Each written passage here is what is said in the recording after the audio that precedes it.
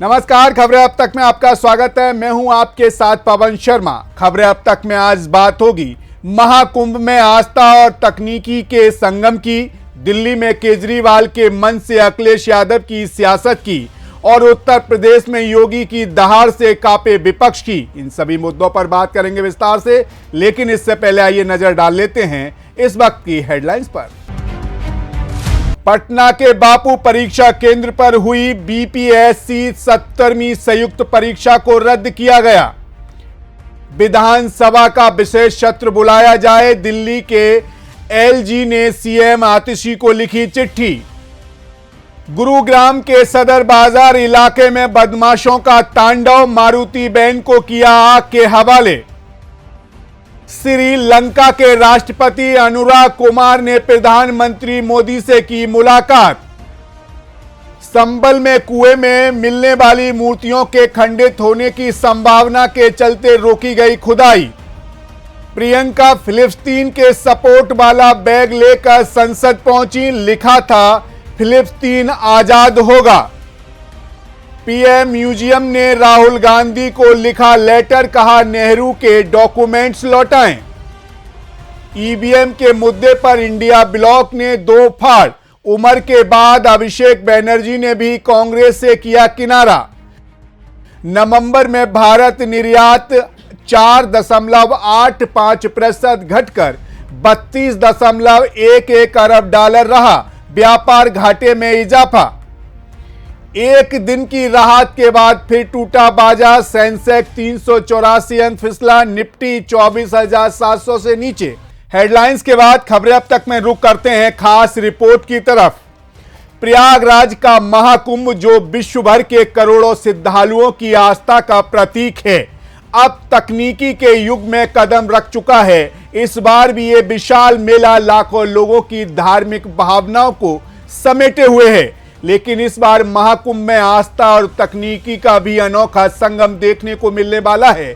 जी हां, प्रयागराज में आयोजित होने वाले महाकुंभ के धार्मिक आयोजन में आस्था के साथ साथ अब तकनीकी भी महत्वपूर्ण भूमिका निभाती दिखेगी। इस बार सुरक्षा के लिहाज से उठाए गए कदम विशेष रूप से खास हैं। महाकुंभ के क्षेत्र में तकनीकी की सुरक्षा का बड़ा पहरा होगा, जो जमीन से लेकर आसमान तक फैला होगा। खास तौर पर इस बार मेले में पहली बार एंटी ड्रोन सिस्टम की तैनाती की गई है, जो महाकुंभ की सुरक्षा में एक नई मिसाल पेश कर रहा है। मेला क्षेत्र में स्थापित इस आधुनिक सिस्टम ने पहले ही दिन अपनी कार्य क्षमता का प्रमाण दिया है। एंटी ड्रोन सिस्टम ने मेला क्षेत्र में उड़ रहे दो संदिग्ध ड्रोन को पकड़ लिया और अपने रडार पर आते ही उन्हें निष्क्रिय कर दिया। ये सुरक्षा व्यवस्था महाकुंभ क्षेत्र में श्रद्धालुओं की भारी भीड़ और सुरक्षा की बढ़ी हुई जरूरतों को ध्यान में रखते की गई है। कहा जा रहा है कि इस बार 40 करोड़ से अधिक श्रद्धालु महाकुंभ में आ सकते हैं। ऐसे में एंटी ड्रोन सिस्टम भी उनकी सुरक्षा में बनाई गई रणनीति का हिस्सा है। इस प्रणाली का प्रमुख कार्य मेला क्षेत्र में बिना अनुमति के उड़ रहे ड्रोन को पहचानना और उन्हें निष्क्रिय करना है।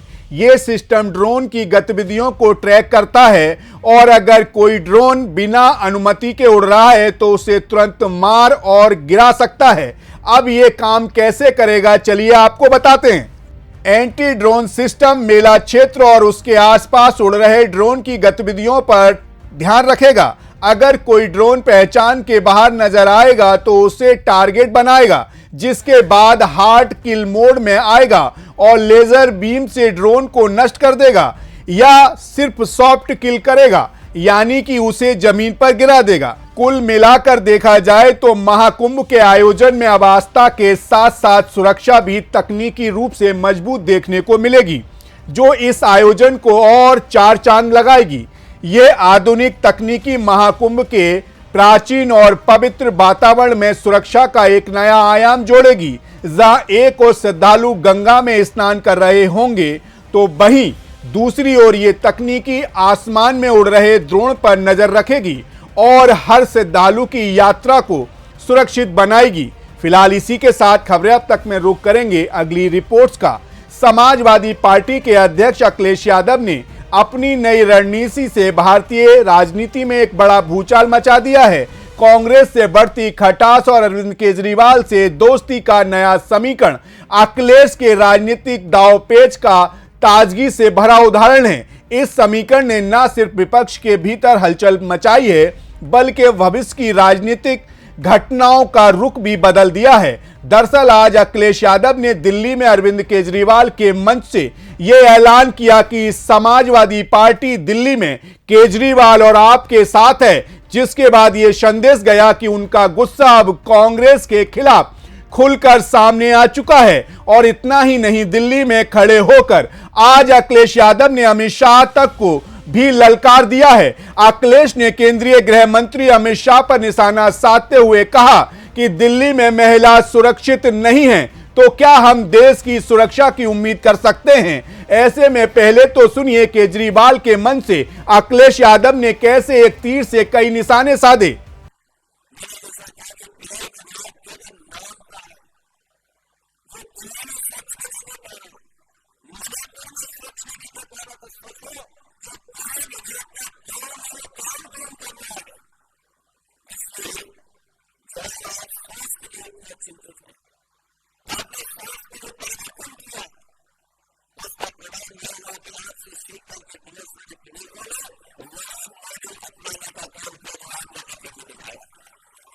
अब अखिलेश यादव की इन बातों से एक बात तो साफ है कि यह केवल भारतीय जनता पार्टी पर हमला नहीं था, बल्कि कांग्रेस को भी बेधने का तीर था।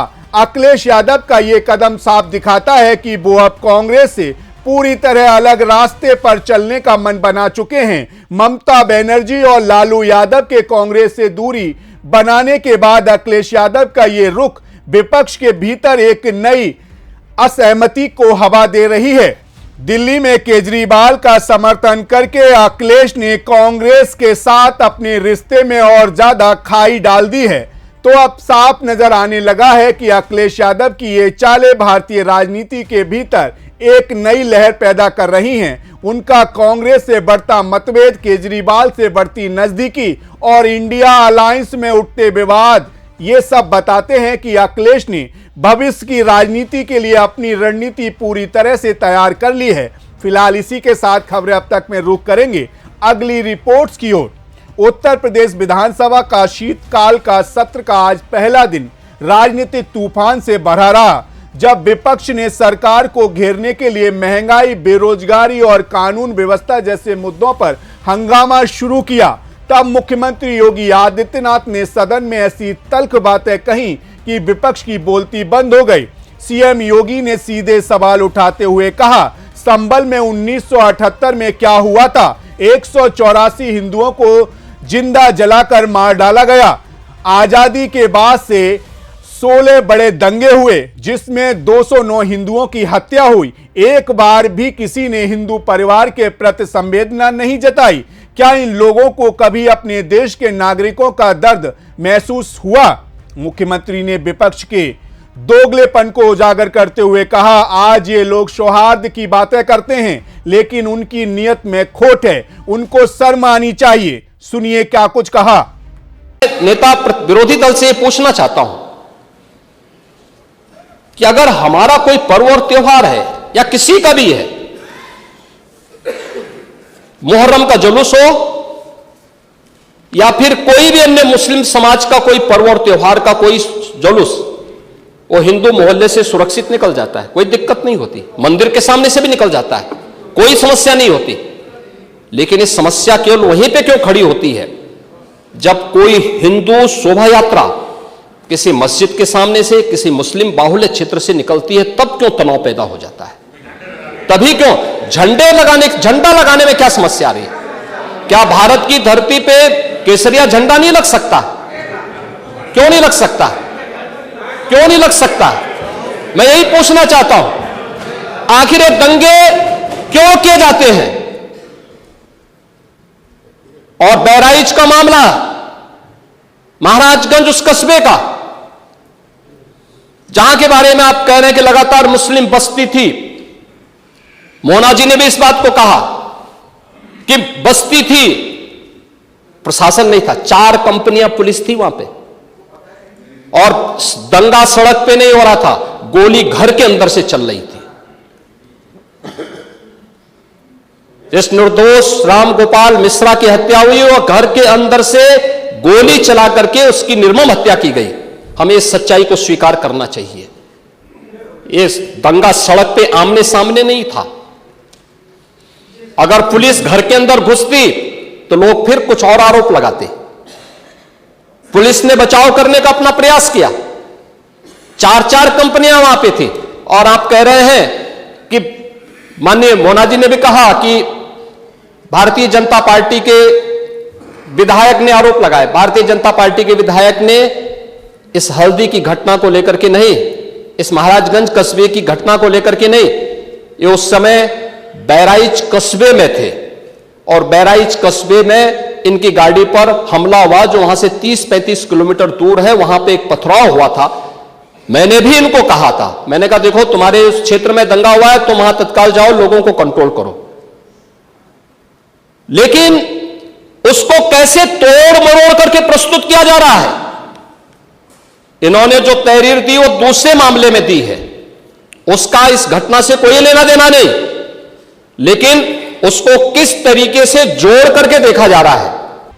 अब देखा जाए तो यह बयान केवल एक ऐतिहासिक घटना की याद दिलाने वाला नहीं था, बल्कि सीधी चुनौती थी उन लोगों को जो हिंदू समुदाय के मुद्दों पर चुप्पी साध लेते हैं। विधानसभा में आज योगी ने इस हमले से विपक्ष को न केवल चुप कराया बल्कि विपक्षी नेताओं की रणनीति को भी बेनकाब कर दिया। विपक्ष अपने मुद्दों को लेकर सरकार को घेरने की रणनीति बनाता रहा था, लेकिन अचानक एक पुराने घाव को खोले जाने से बैकफुट पर चला गया।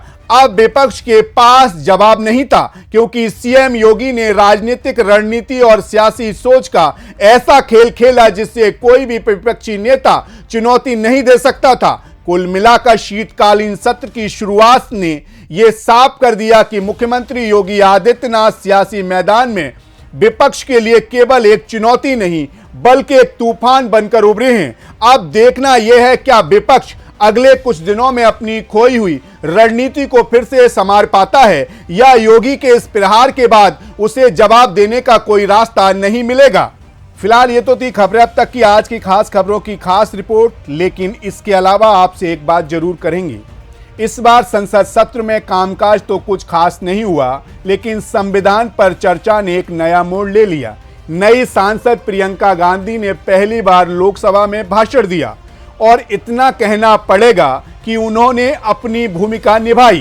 प्रियंका का भाषण सुनकर लगा कि कुछ नया सुनने को मिला है, लेकिन अगले ही दिन राहुल गांधी का भाषण सुनकर ऐसा लगा जैसे पुराने टेप को एक बार फिर चला दिया गया हो। प्रियंका की ताजगी और नयापन राहुल के भाषण में कहीं खो गया। बाकी कांग्रेसी नेताओं ने भी राहुल की हाँ में ही हाँ मिलाई और मोदी सरकार पर संविधान को तोड़ने फोड़ने का आरोप लगाया। ऐसे में अब जिनका खुद का घर शीशे का हो वो दूसरों पर पत्थर फेंकने की बात करें तो ये थोड़ा अजीब लगता है, पर कांग्रेस और उनके नेताओं को कौन समझाए, ये बड़ा सवाल है। ऐसे में पीएम मोदी ने कांग्रेस को ऐसा जवाब दिया कि उनके पास बोलने को कुछ नहीं बचा। आखिरकार मोदी जी ने सीधे कांग्रेसियों से पूछा, माफ करिएगा, कांग्रेसियों से पूछा, जो लोग इमरजेंसी में संविधान की धज्जियां उड़ा सकते हैं वे आज संविधान की रक्षा की बात किस मुंह से कर सकते हैं। कुल मिलाकर कांग्रेस संविधान बचाने के नाम पर इतना बखेड़ा मचा रही है जैसे संविधान खुद ही टूटने वाला हो। एक पार्टी संविधान की रक्षा की बात कर रही है, वहीं दूसरी तरफ उसकी अपनी राजनीतिक संस्कृति और नेतृत्व में इतने सवाल खड़े हो चुके हैं कि जवाब देने के बजाय चुप्पी साध लेना बेहतर लगता है। फिलहाल इसी के साथ मुझे दीजिए इजाजत और आप बने रहिए सी न्यूज़ भारत के साथ। हर खबर आपके साथ, आपके हाथ।